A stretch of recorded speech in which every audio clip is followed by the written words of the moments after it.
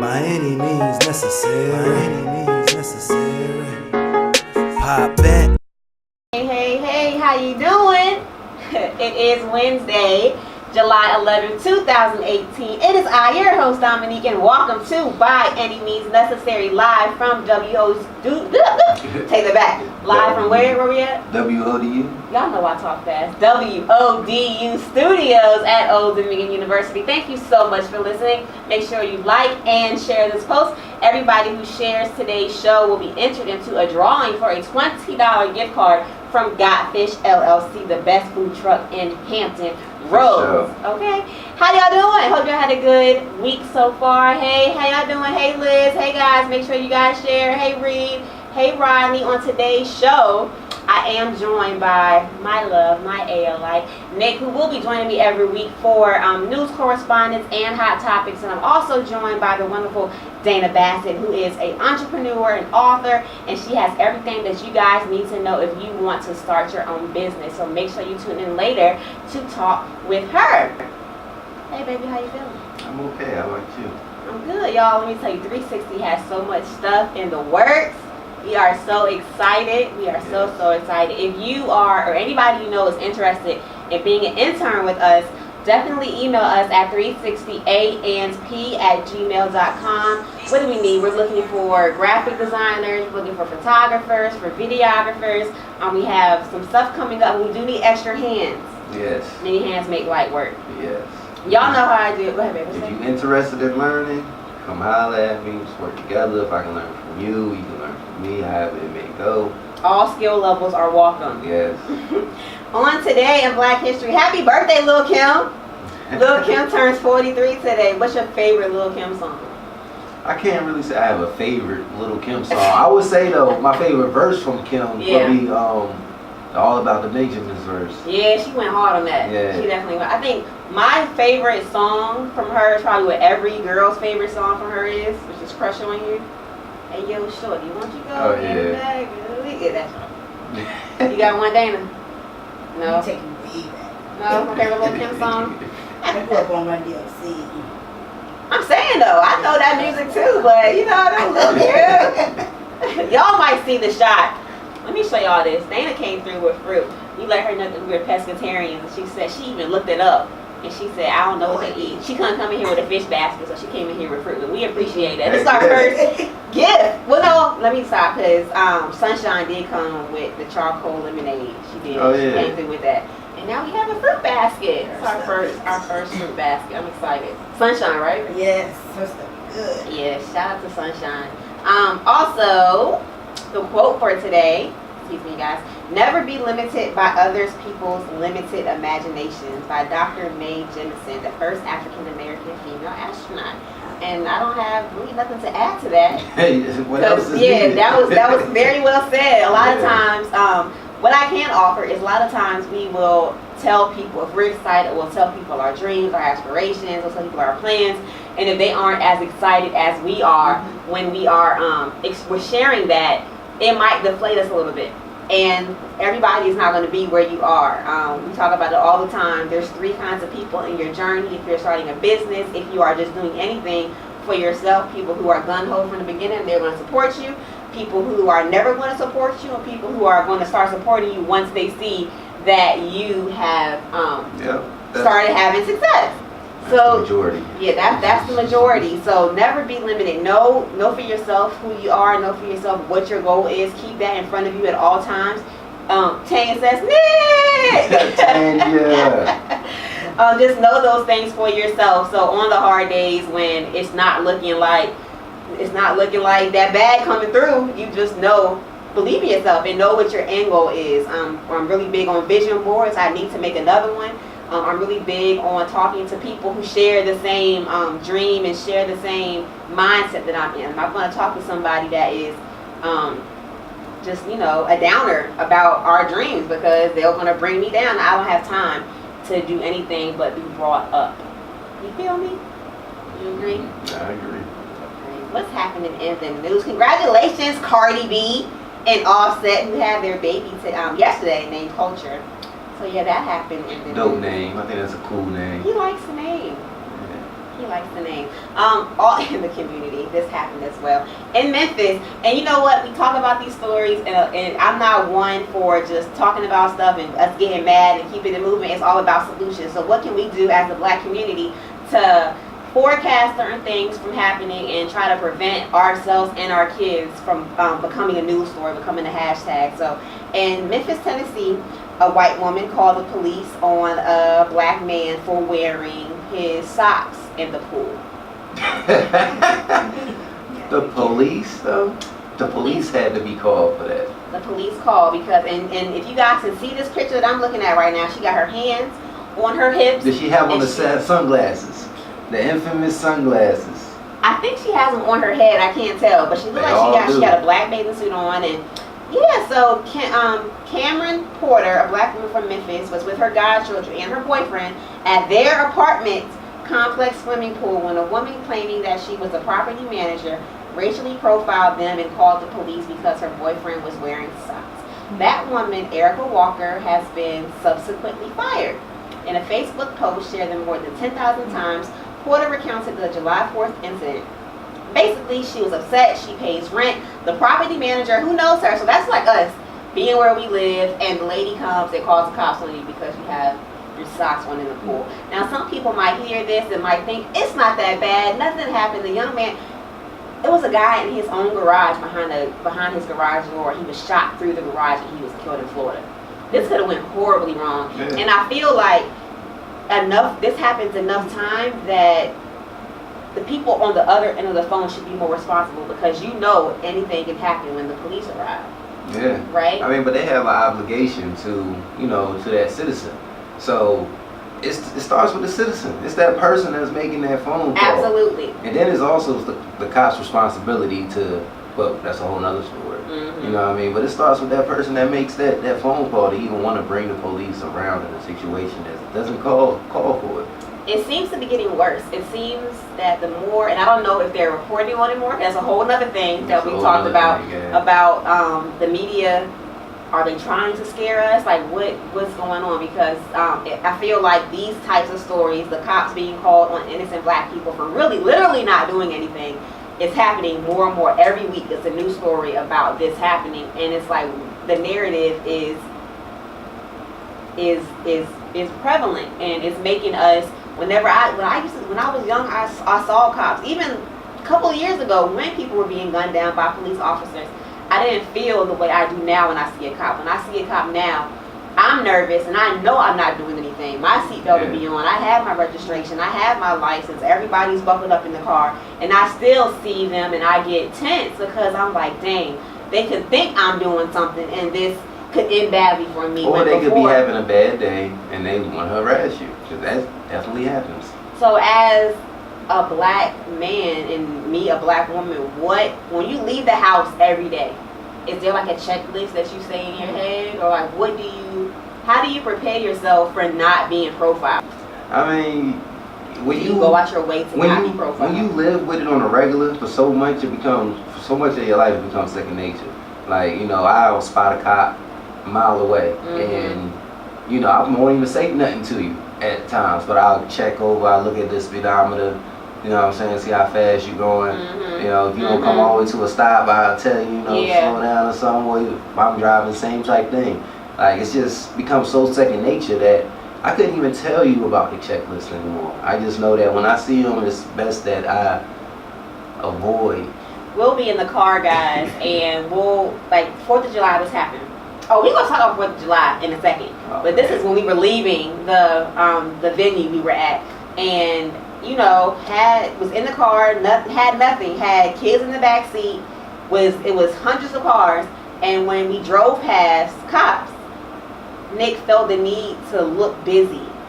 And that's something that you say that you have to do often. You gotta do, because if I catch eye contact with them, I feel like it could turn into a situation. And that slow moving traffic, now say I would have been smoking a black and mild, and I caught eye contact with that cop at that speed we were going past. Now, that black and mild has become a blunt. You know what I mean? Now we're getting searched 2 hours out there for no reason.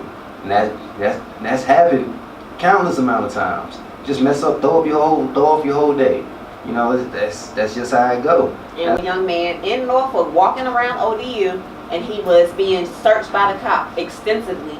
And she saw this going on, didn't know this young man, but she pulled over and made sure she was there to witness whatever was going on. And she asked the guy what happened, and he said, well, the cop said I fit the description.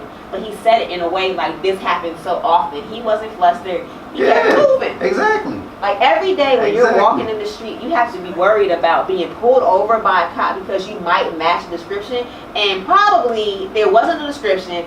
He just looked like somebody that might have something on him. And let's just talk about the intimidation factor. Like when we was at the movies. Oh my God. The cop walked past. He got on a bulletproof vest, gun, all that inside of the movie theater. AMC. Now, granted, I understand y'all want some security, but when we first walked in, there was a police officer at the door. The whole thing. If y'all haven't been to AMC in Hampton in a while, you guys, and we grew up there, and you walked into the movies, you walked straight back, and you went to your movie after you got your ticket. Now the whole thing is strapped off. There's somebody at the front getting your ticket, and there was 3 police officers, full on, not security guards, but police officers. And when we're walking to the theater, we see a guy with his bulletproof vest on and walking past with his chest out. Like I felt the energy in a movie theater. In a movie theater, wanting to intimidate me for what? You know, like what do you think I'm about to and do? look at me the entire time while you're walking past me, like. What is this? Is this something deeper than, because I don't know you. What did I do? I have no idea who you are. I'm not even paying you attention. But now I feel intimidated with you looking at me walking past with your chest out. Yep. For what reason? You are armed right now. I'm not. What did you say it reminded you of? It's Nazi Germany. Yeah. It's occupation. Yeah, occupation. Like why do we need all of that around every situation we're at? All the time. All the time. So the solution, it's crazy, but we have children, and if I were to tell them anything, if our kids came to us and said, we're going to go to the movies, we're going to go out to our friends in Virginia Beach, thinking as a parent, in 2018, you have to give the talk. You have to tell them, don't do anything to make somebody feel like you're involved in anything negative. But it's like shooting craps, baby. It's like a crap game. Because if you install too much fear in them, on top of the fear that they're gonna get anyway, it's there. You see how they. But you can't run from police. Oh no. Because you get killed. No, that happens. And you can't comply at the same time. You just gotta shut your mouth, be quiet, take whatever happens, and hopefully you get out of that situation safely. See why we be in the house? Hey Liz. So just pick. Because they can. Abuse of authority, absolutely abuse of authority, and a whole bunch of bullies. And I've always been waiting. They say that they give this psychological test to police officers. But I think what should happen, of course, being a student of psychology and being in the mental health field, there needs to be some type of pupil dilation test done to cops when they are in the academy. When they show a black person's face, watch how their pupils dilate. Watch how their heart rate changes. I mean, honestly, they have too many responsibilities. We don't need police to be doing all of this. It should be separation. It should be traffic cops. Or like, I agree. You know, the traffic, they don't need guns. They run up on a situation that's dangerous, they call the police in. You know, or they pull somebody over that got drugs or something, they call the police in. We don't need police with armed soldiers riding around the streets on the regular, especially not in impoverished neighborhoods. I agree. I totally agree. That's policing. It should be illegal, but it's not. And I totally agree. So, what was the solution for that for our kids? Teach them to be great people. Hey, which we already are. Don't say nothing. Don't say a word. It works. You ain't gotta talk. You don't got to. They might slap you in your head, threaten you a few times, but at the end of the day, ain't nothing gonna happen as long as you don't talk. They'll trick you into saying something. Because I've been there. I did months in jail. That's so crazy. For saying something I shouldn't have said. Yeah. I know plenty of other people that have trying too. to comply. Yeah. And they use it against you. And then when you get in there, you got to deal with the other bullies. Yeah. The bullies that's gonna trick you to take a charge. Yeah. So you got to pay restitution. So you got to stay on Central Park 5. Yeah. Central Park 5. It's a whole deep intimidation factor, all the way from the prosecutor to the judge. We moving to Africa. That's our real solution. Like for real. on to the next story. We do know that it is, we just got past graduation season, and I saw a few things in the news recently that I wanted to discuss. We are the land of the free, and people always screaming free speech, and we have the right to protest and the right to say anything that we can, and we have that liberty in America, what it's supposed to be. Well, in DeSoto, Texas, Destiny Brandon, a high school student from Texas who delivered a controversial valedictory speech during her graduation ceremony, has been stripped of her status of valedictorian and will no longer receive the college scholarship that she was promised. So hold on, because you told me about the story, but I didn't know the college related. No, this is a different story. Wow. This is a different story. Now the high school, this is what they said. The high school said it was a miscalculation of her grades and that her ranking actually wasn't what it was. Y'all believe that? Wow. Y'all believe that? This young lady got up there on her speech and on the stage, and of course she talked about what it was like to be a black woman at that school, and she spoke about her dreams for herself, her aspirations, and nothing was derogatory. But she had an opinion about being black, and they took her scholarship and her valedictorian status. This is why I said you got to go to Africa, because no matter what, her parents did a great job. Obviously, her parents taught her to study. Her parents taught her to have a mind of her own. She was a beautiful young lady. She got into college, and still, this is what happened. We can't say nothing. We can't say nothing. That's why we need to take control of those things and stop thinking that what they have as their institutions are the things that we have to go by. Because now this girl is about to be in stupid debt, you know, trying to get into college without scholarships, getting these loans. So now she's going to be trapped within a system to where she's going to be 50 years old still trying to do what she was trying to do when she was 25. Right. Moving up in the same type of system that we all get trapped in. Right. And now she's going to have to go and deal with trying to get a job after college compared to a white man. Right. Right. And she got to deal this with... is why we always talking about community. Like it literally starts with us. It starts with supporting your community, supporting the small businesses. It starts about building up wealth within our community. So like our grandparents that I always see people say we're not like, we can begin to have community control by us. Yeah, it's like when I see have our own schools, have our own things. So if we don't need their approval or their anything, we are the ones supplying and supporting each other. That's the solution. Like the biggest example of this, and it's on a small scale, but it'll tell you how separate and how we just don't understand capitalism. When throughout the day, everybody ride through the 757, you see 1,000 different black men driving trucks, cutting grass. Right. All separate businesses. Think about the money they could bring in if half of them came together. Right. Everybody's still gonna have work. Right. Everybody's still gonna make money, and then you're gonna actually build a company. And you're gonna have health care. Yes.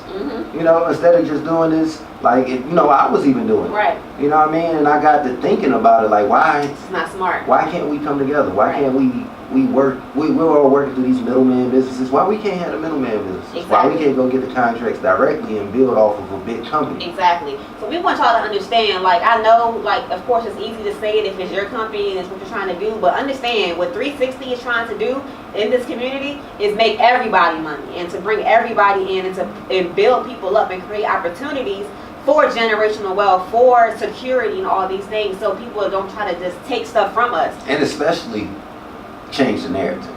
Exactly. Take control of culture. Yes. That's the number one. That is the number one mission that I think we because want. who's in control of it now? Yeah. And they're controlling the narrative. Which when you turn on the TV right now and you see BET is a great example. People want different programming on BET and they want things. I saw a post. Why don't we have Say Yes to the Dress on BET and showing things like that and showing healthy relationships instead of the negative reality shows? Because for one, that's not what people are watching, but it's not there. And at the end of the day, if Ted Turner is in control of everything as far as media is concerned, I know he's not the only person, but he's a big part of it. He's not going to want to make us look better, you know what I mean? Not at all. But we should want that. We should want that for ourselves. So again, that's what we're here to do, to change the narrative, to give hope, to really to let y'all understand and us to learn too, like what it is to be black and what it is just have a real purpose and to not just be this negative thing, this for black to not mean negative, for dark not to mean negative. On July 4th, enjoying, we had a great time, we had family, we were all, you know, spread out. It was about 7 of us there, and it came time for the national anthem. And you know, we'll be there to have a good family time and just enjoy the festivities. Let me add my disclosure before you go on with the story. I missed all of this. I was taking pictures. I was paying attention. Yeah, I was working. Because anybody that know me knows that this would not have happened. This would have been I was mad at them for not telling me. I was seriously upset. Like, that was my opportunity to be right as a black person. So we're there, and they say all rise for the national anthem, and that's what we're not going to do. We're not going to stand for the flag that's going to stomp on our people. So we're sitting there. We're not booing. We just chilling. In the front of us, to the left, I noticed a group of white men on all ages, older, young, and they're turned towards us. And what I thought they were doing, it was just flashing the light on us. But I couldn't hear what they were saying. But I see them turning, and they're laughing, and they're looking at us with their flashlight on their phone, facing us. Come to find out, they were recording us on either Snapchat or video to show to their friends, and they were talking about how disrespectful we were to be in their country and to not stand for the flag. This happened to us, y'all, on the 4th of July. In their country. There's been a lot of this coming out, and this is what I say to a lot of these people. Like, you'll get the argument, I hear it all the time, Colin Kaepernick's kneeling for no reason, black men aren't being killed more than white men. Well, my question to you is, why do we see it more? If white men are getting killed more by the police, why they not showing that on TV? And again, that goes back to, again, it's controlling media, and it's what narrative you want us to feel, because perception is reality. So if we perceive that black men are getting killed more by the police, if we perceive that we are the victims of this more, then we're going to think this is true, and we're going to behave as such and feel just like the other narratives and be scared. That they always put out, the angry black woman, the illiterate black man. Mm-hmm. You know, those are stereotypes that they put out. Yep. Now, no, you know, we don't even know. You know, more black men going to college now than than going to jail. Mm-hmm. But we still thinking, you know, we go straight to prison. Because we're not showing that. We show the strides they're making more, and we show all these things, then they'll think, oh my gosh, we're doing better, and we're going to believe that. You are what you believe. So if we start seeing those images, we're going to feel those things, and we're going to have more pride and walk as such. And they don't listen. All hell will break loose if we know what we're capable of. And I don't feel no type of way about no white person telling me to leave their country, because at the end of the day, it's your country. It is. It is. We might have built it. We're not in control of it. It wasn't made for us. We didn't create this rape society, this rape culture. Right. We didn't create none of the ghettos that we ended up in. Right. We didn't create none of the disparities, none of the poverty, none of these things that, even though we have taken on, and I'm not gonna say that all black men, all black women are perfect. We taking on a lot of these qualities. You know what I'm saying? But we never been the authors of our narrative. We never was able to say that we wanted to show positive black relationships, listen to positive black music. You know what I'm saying? When Public Enemy came out, they dropped niggas with attitude. You know what I'm saying? And bumped NWA over Public Enemy. Right. You know what I mean? So until, you know, I'm not going to argue with you. This is your country. It's your country. You are in control of this. Because if I was in control, my people were in control, we wouldn't be in the situations we were in. And Black Panther, they tried. Oh, no, they didn't kill. They killed everybody. They like, no, we gonna slow this down. Black Wall Street, y'all know what happened. Y'all know what they did. They killed. They stomped them down. I think this is a good time for a break. I'm depressed now. No, I'm just playing. We are gonna take a break. When we come back, we are going to talk to the lovely Dana Bassett. Y'all. Once again, I am joined by Dana Bassett. I have to thank my baby for joining me for Hot Topics today. That jump was heavy. It was heavy, right, Dana? It was. That's reality now, though. Like, it is. It's sad that that's what's going on in our lives right now, and that's real. But again, that is reality, and a lot of times people sugarcoat it or focus on the things that really don't matter. And I think it's important to talk about what's really happening to us so we can be better prepared, and then not even be prepared, but know the importance of having our own, and knowing the importance of the things that you do, of being an entrepreneur, so nobody can tell you what to do. And then the more of us that comes together, the stronger the force is. So thank you for coming. Thank you, thank you, thank you. I'm a big fan of entrepreneurship. I think it's very important. So please let everyone listening know who you are and what you do. I am. First of all, thank you for having me. Of course. Thank you, thank you, thank you. And hello to everybody out there. I guess I'm here trying to figure out what my camera is. All over, girl. All over. So yeah, my entrepreneurship go way back. My mom was an entrepreneur. Really? She was. Are you familiar with Tidewater Yacht downtown Portsmouth area, the waterside? Yeah. My mom used to repair all those yachts down there. Okay, so wait a minute. So you grew up seeing your mom be an entrepreneur. I grew up seeing my mom be an entrepreneur. So what was that like? Hard work. Trust. I'm not a physical laborer person, but we had to get out there and get it done. So you helped? I had to help. We had to go down there and get mix the primer. We had to sand the boats. We had to put the fiberglass. We were jumping from yacht to yacht. We would clean some yachts, and we didn't even know how to swim. Did you appreciate the fact that she was an entrepreneur? Did you understand what that meant? Oh, that absolutely. She made her own money versus working for somebody else? Absolutely. Yeah. She would have us do the bid. So she would go down there and she would say, okay, I got a yacht. You know, this is what the bid is going to be. I need you to write this contract out for me, fill out this invoice, and this is the check we're going to pick up today. Wow, that's dope. Yeah. Let me tell you, it's the reason people are born to the families they are. Because I would have been, your mom would have been mad at me because I would have been like, I just want to relax. I just want to lay out on the yacht. Oh, we tried. It was hot. You got to remember, it was hot. It was days like 100-degree weather. We had to go out there and sand yachts. How many siblings? 4. So all 4 are out there All working. 4. All 4. Hold up. We started at age like 9 and 10. Oh, our kids out there now with us. Yeah. They got cameras. They got equipment. Today is the first day in a while that they haven't been on set with us. So yeah, we understand, but I didn't know that. That's dope. So are all you guys entrepreneurs? Two of us. out of 4. My oldest and my 2 out of 4, yeah. But it's in us. The other 2 they just like. Yeah, it's a lot of work. It's work. It is.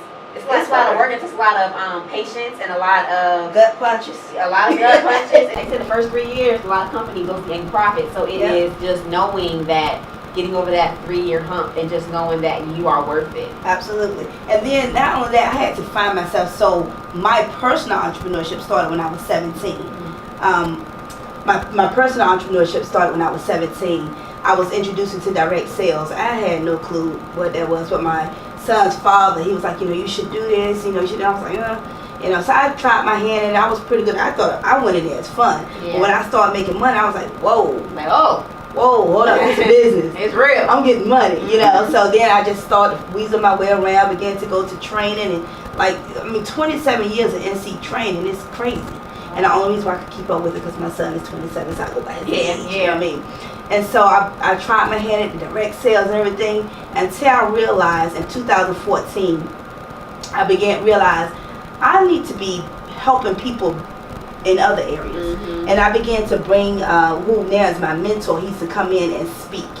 And I used to bring different groups together, entrepreneurs together. He would come in and speak and pour into them. Yeah. And I did that for like 2 years and then I stopped. I pumped my brakes. So you guys focus more on how to start a business, things you need to get everything started, or kind of like once you're in, how to do the finance and things like that? What do you got? So my focus is, if someone looking to do something and wanting to do something, like right now I'm working with a friend and she's like, I want to do this, I want to do that. So I ask a lot of questions.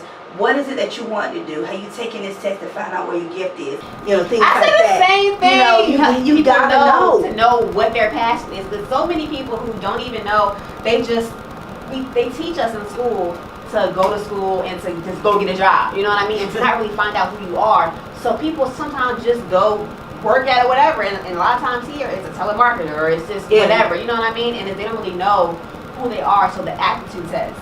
You have to know who you are. Yes, exactly. And it's so many tests that I tell people to take this, like know who you are, know who people are, so you can communicate with them. So I try to help people network the right way, communicate with people the right way, connect with people the right way. Yeah. I was at a networking event today and just knowing how to connect with people in different areas who can help you and you can help them. Yeah. You know what I mean? Yep. It was my reality check when I was on this job in 2001, and it was a great job, quote unquote. And here was I went in on my own hours, things like that. They were like, "Damn, you always late. You want to come in when you want to come in." I was like, "Hallelujah," because I can't get here on time. And so we got laid off, and I was like, "Whoa!" But I still had this other business going. Everybody mad, everybody crying. I had money, so I didn't go back to work for 2.5 years. Wow. And I lived off of what I was building on the side. How many kids do you have? I have one. Okay. He like 10. It's even you have. They have one child who's like a whole bunch of kids. You got a whole bunch of kids. It's like normally in between nowadays. But I noticed that. Like I have a friend that has one son, and her son, he I don't even want to watch him. I got a whole bunch. Ooh, my son's like, 27, but ooh. Oh. Yeah. Yeah. So it was that reality check when I got laid off, and until somebody get laid off, it only took me once. Mm-hmm. It take me one time to be hurt. It take me one time. I'm like, nope, not doing that again. So that one time I got laid off, I say reality check. I gotta make sure I always have something coming in extra that I'm in control of. Right. So if I get laid off right now today, I can go make some money. Yeah. And that's what I want. I want to teach people how to do that. Yeah. So how do you teach? What do you do? Teach people how to do that. Mm-hmm. Okay. So first of all, you ain't gonna do nothing unless you got your mind right. Mm-hmm. You gotta get your mind right. Mental health.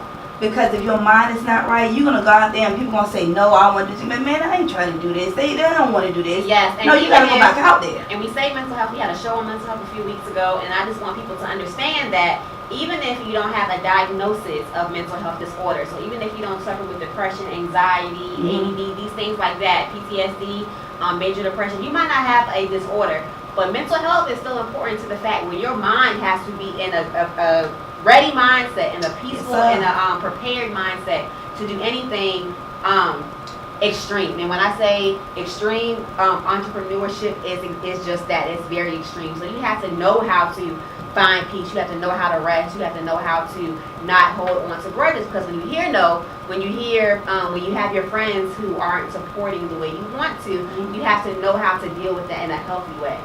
You do. And no harm intended, but don't even look to your friends to support you. Come on, like don't do that.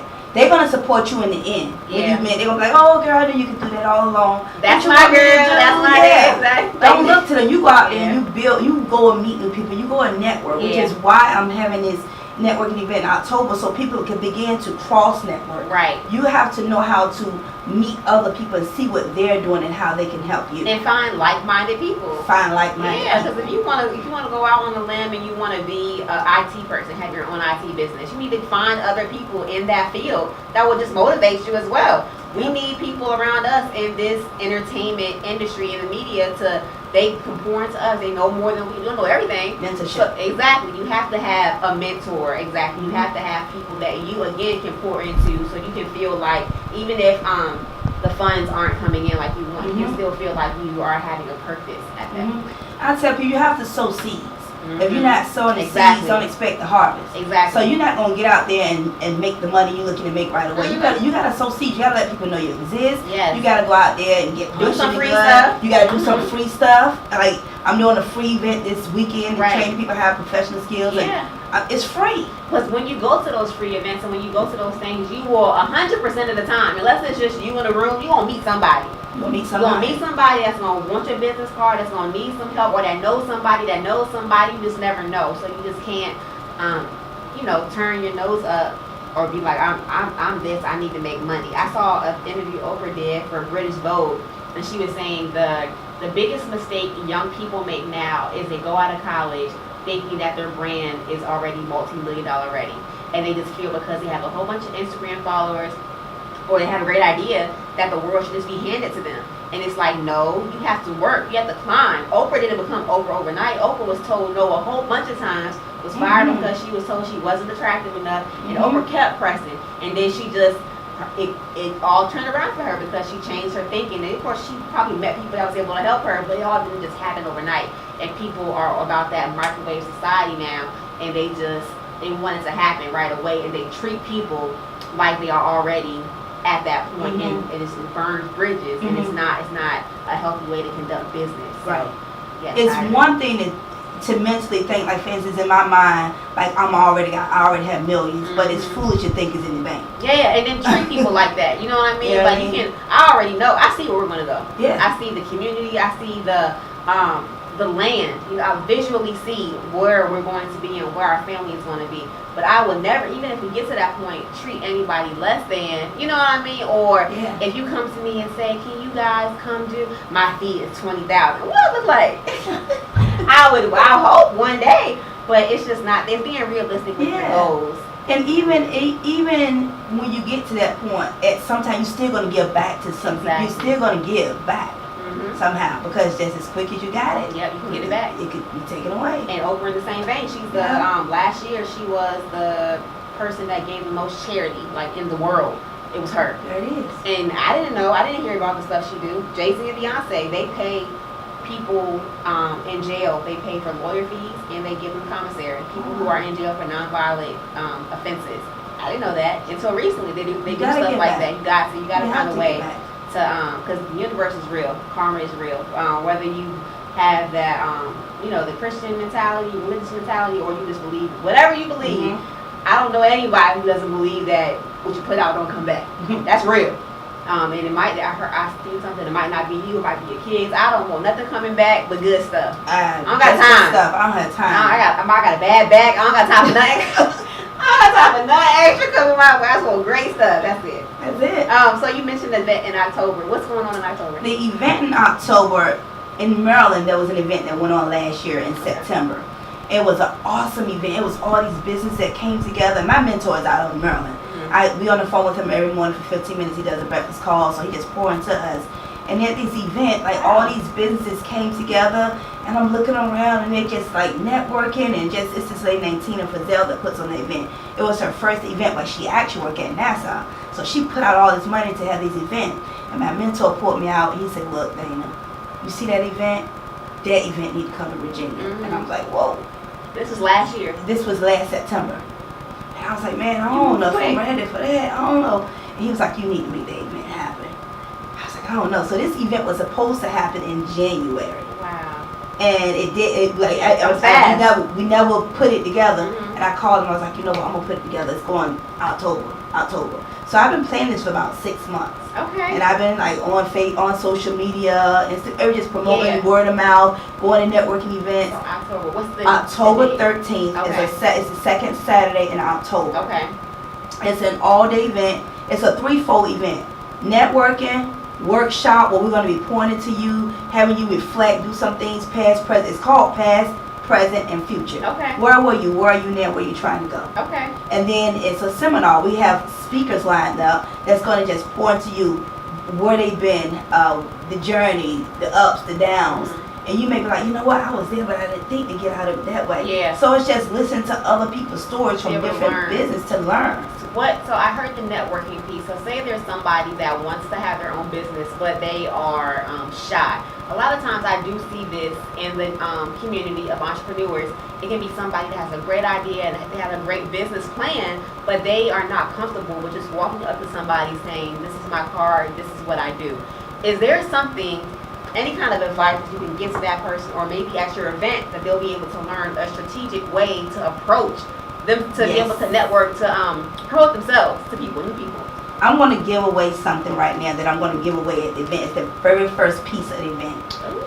I wasn't shy, but I was very reserved. I'm a super extrovert. I will talk to anybody, anywhere. But I'm like checking you out first. You know what I mean? And I learned through all of my training. I'm going to get this for free. Y'all write it down. Listen up. It's a 4-letter word called form. You can talk to anybody with that 4-letter word. Where are they from? What's their occupation? What they do for recreation? And then the message. What do you do? What I do? Oh, and by the way, this is what I do. This is what I'm doing. Boom, done. Where are you from? What you do for recreation? Occupation. And what's your message? That's it. I learned it, y'all quick. Come on. Where you from? What you do for a living? Recreation and the message. Okay. That's a tip for anybody who might be like, I don't know where to start. I don't know what to say. Because I'll admit, like I'm intro extra. You know what I mean? I can be by myself at home chilling, but I have, if like I'm out in an event, I'll life of the park, probably anybody. I don't have a problem with any of that stuff. But I do not like selling. And you know, to be an entrepreneur, you have to sell yourself and to sell your business. So sometimes I'm just like, they'll learn, they'll see, they'll come, but you have to put yourself out there. So that's a good. But they'll be attracted to you too. So I go to a networking event every Wednesday, right? And we have like 60 seconds to talk about what we do. Only thing I say, I do professional skills and personal development. By the end of that networking event, everybody coming to me and saying, tell me more what you do. I haven't said much. The energy. It's the energy. Yeah, it's how you carry real. yourself. That's It's your real. posture. Yeah. You know what I mean? So you don't have to say much, but people will be attracted to you Right. for who you are. Yeah. I know, I agree.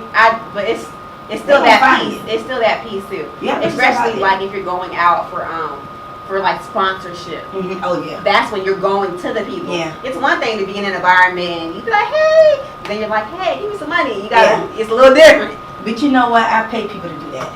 Girl, you know how to, girl, here, get me some sponsors. When I tell you, I literally hired my best friend about 2 weeks ago to do that. She's great. She's very professional. Yeah. I was like, here you go. Talk to her, and yeah, that's the one right there. You have to realize that we Yo, your exactly, strengths. absolutely. And I know I'm not good at going to ask nobody for no money. Yeah, either. Look, you do that. Look, I'm gonna pay you. You go write my sponsor Yeah. letter. You send them out. Get it done. That's so funny. Absolutely, yeah, that's me. So October 13th.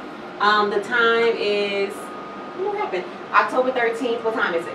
October 3rd is an all-day event. All-day event. Doors open at 8. Continental breakfast start at 8. Okay. Between 8 and 9, we socializing. 9 o'clock, event starting. Then we're gonna break for lunch. We're gonna have a DJ there. So I call it an edutainment event. Okay. So you're gonna be educated and entertained. Nice. Cause nobody like just go and sit and just like.